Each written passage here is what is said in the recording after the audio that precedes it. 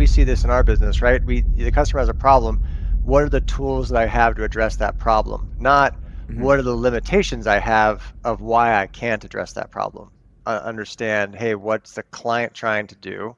And then what resources do you have, or what access do you have to expansive resources that can accommodate that? Because not everyone's going to fit into a perfect mold.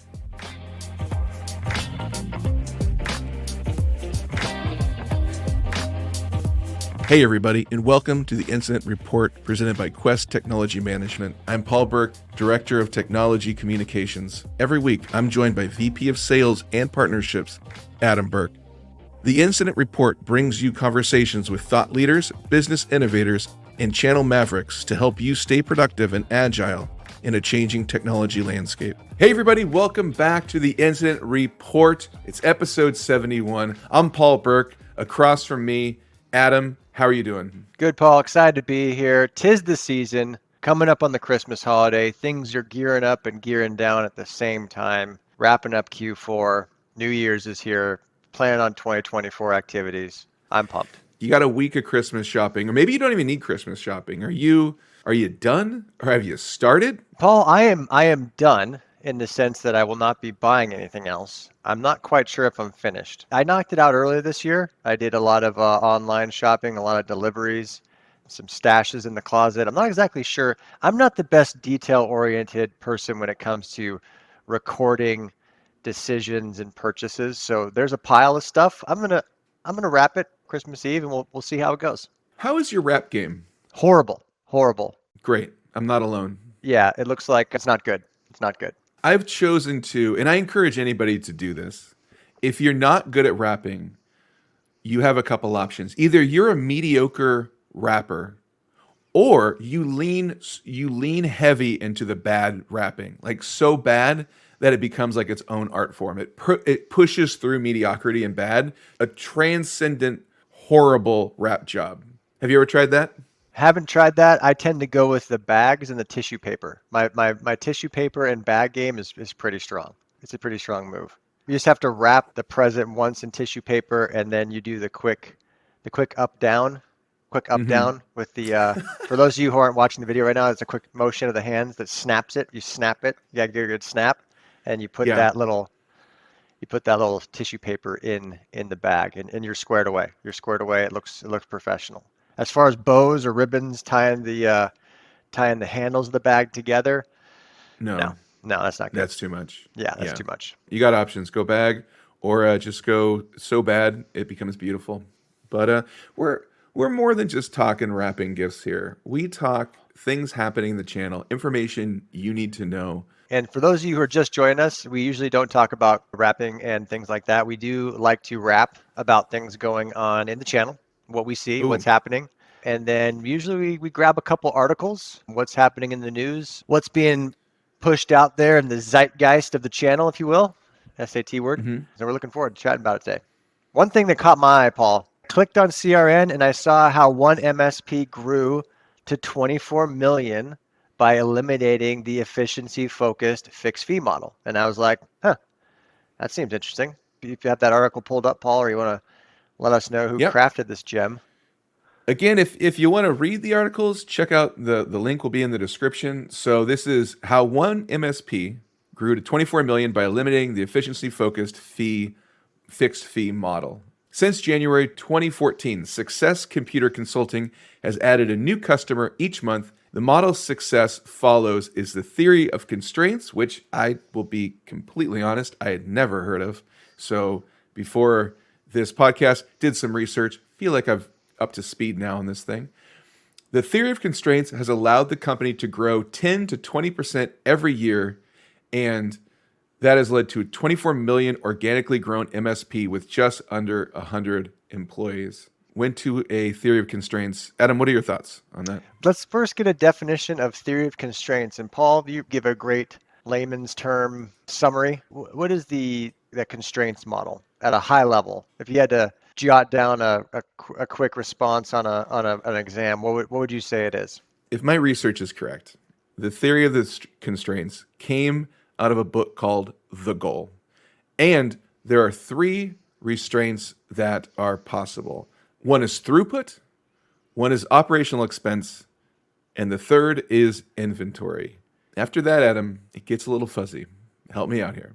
Well, nice. That's so they talk about a little bit in the article, and they say the goal, it identifies that the most limiting factor is a constraint, and then that stands in the way of achieving the goal, and then systematically improving the constraint until it's no longer a limiting factor. I thought that was kind of cool. I don't necessarily, I read through the article, there's different thoughts in here, but I thought it was interesting that an MSP, especially in CRN, kind of highlighted the idea that there's a story that's being told to MSPs that's very, very similar to the stories that are being told to individual clients. And that oftentimes people forget that the MSP community, in and of itself, is a client base that the vendors, manufacturers, software folks of the world are selling to. There's two buyers in the market, if you will. There's the buyers who want to acquire their own technology. They want to invest in their own products and their own hardware, software subscriptions. But then there's also the MSPs who want to acquire, purchase, and invest in their subscriptions to deliver that capability to their end users. So Mm. they're an intermediary, but they're a major portion of the economy when it comes to subscriptions, purchase, and they're dealing with the same stories of how, what, and when they should buy and all of those different things. And this MSP kind of highlights that maybe the whole good, better, best mindset, all included fixed fee cost model that I don't know if it's McKesson or EY or Gartner or whoever it is that's producing these concepts and pushing that upon the MSPs of the world.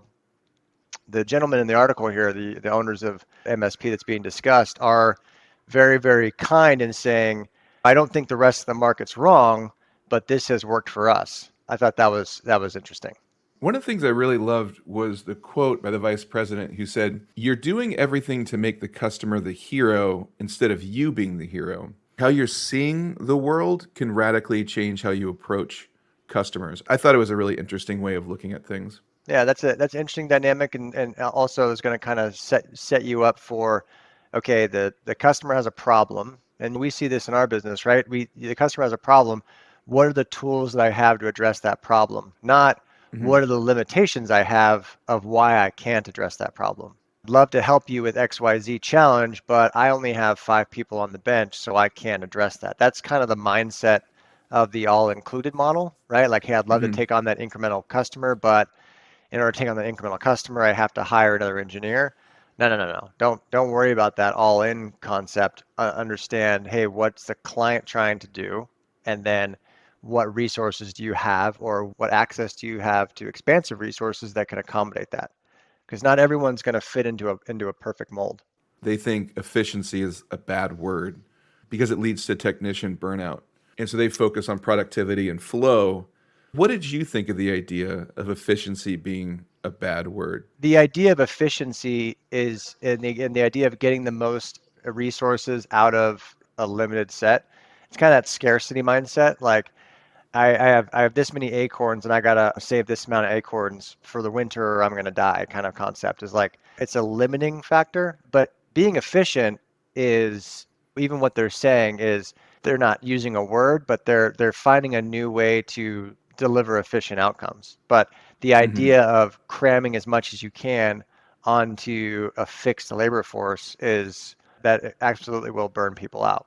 In 2013, they made a big investment into security. Hmm? And do you think all MSPs should prioritize security investments? It sounds like they looked at the landscape and thought, let's move in this direction, and it's really paid off for them. Yeah, well, I mean, that's a good time. That's a good time to invest in it. And I love the story they say is like, hey, they saw in 2013 the Target breach happened.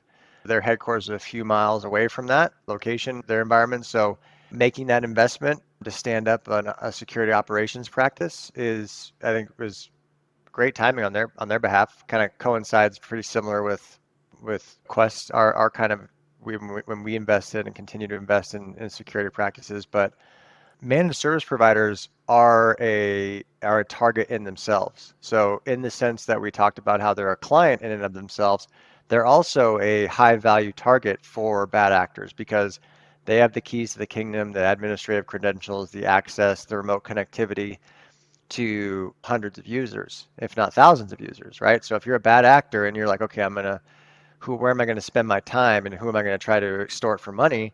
Do you go to the one shop owner and hold him for ransom? Or do you go after the MSP who has connectivity to thousands of shop owners, right? And hold them for ransom Mm-hmm. based on access to a larger pool of potential victims. MSPs really got to avoid being soft targets for the bad actors. So I think it's great. They invested in security. I think that's fantastic. A lot of organizations need help with that. It's going to be a challenge. I'll just say it that way. Adam, another article that we wanted to dive into is VMware and Broadcom. Lots been going on over there. And this article is over at Channel Futures. VMware by Broadcom debuts simplified portfolio licensing model. They are slimming the offerings down. It's a quick read. It's there are some challenges right now in this world. Just in the channel, there's a lot of things going on with Broadcom and this whole simplified portfolio licensing model. This is a good article. I'm glad that Broadcom completed their $69 billion acquisition of VMware last month. I think it would be great if they could help with some pricing and some subscription services and getting those things out. They're having a real tough time uh, supporting the channel right now, and I know it's causing a lot of. We talked about, hey, we got Christmas coming up, and who's on the nice and who's on the naughty list. VMware by Broadcom is definitely inching their way onto some trouble based on their ability to work with folks right now. Because Mm, acquisition's good from an operator standpoint. This is tough right now. They're really dropping the ball big time. From a channel perspective on the naughty list, this group is really hurting some people's plans as far as renewals and getting some contracts mm. out there. Hope they figure it out soon. You sound frustrated.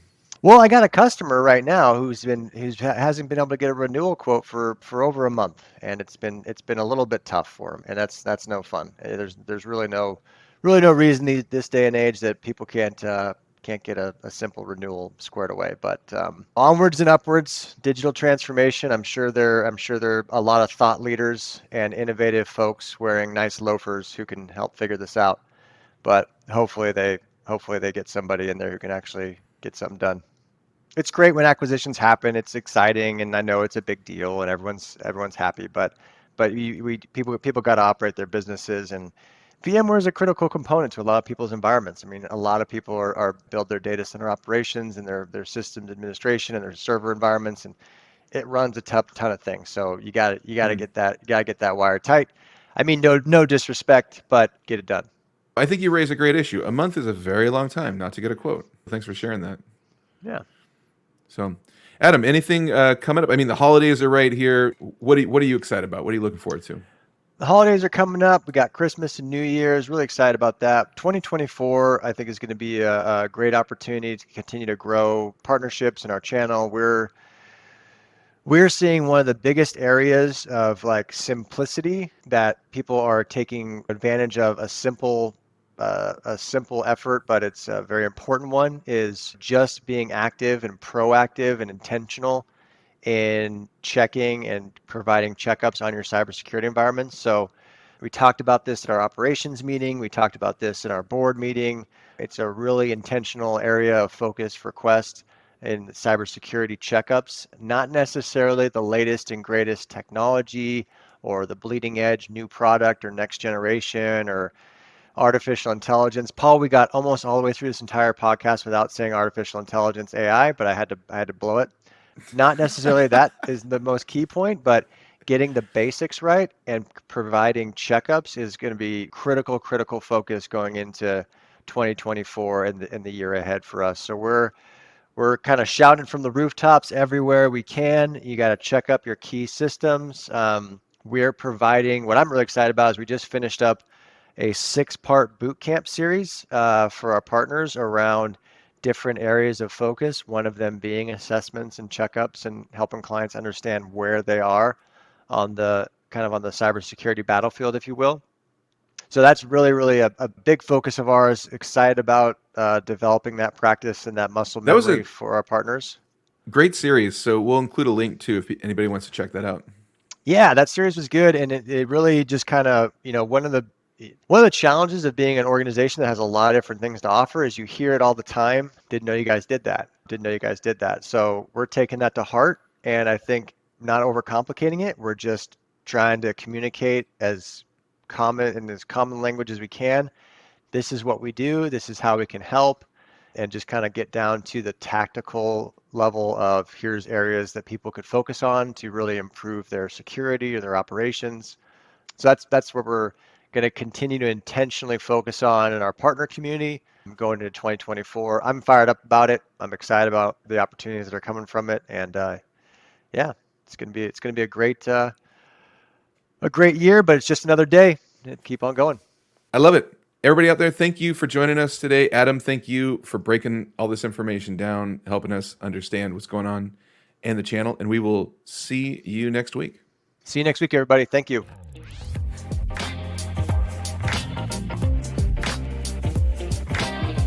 Thanks so much for listening. The Incident Report is brought to you by Quest Technology Management. With over 40 years of experience, Quest is a leading technology integrator working seamlessly with your staff and systems to achieve your IT goals. Learn more about everything they do at questsys.com. And if you have questions or suggestions for the podcast, you can always email Adam and myself at theincidentreport@questsys.com. We hope you have a great week, and we'll see you next time.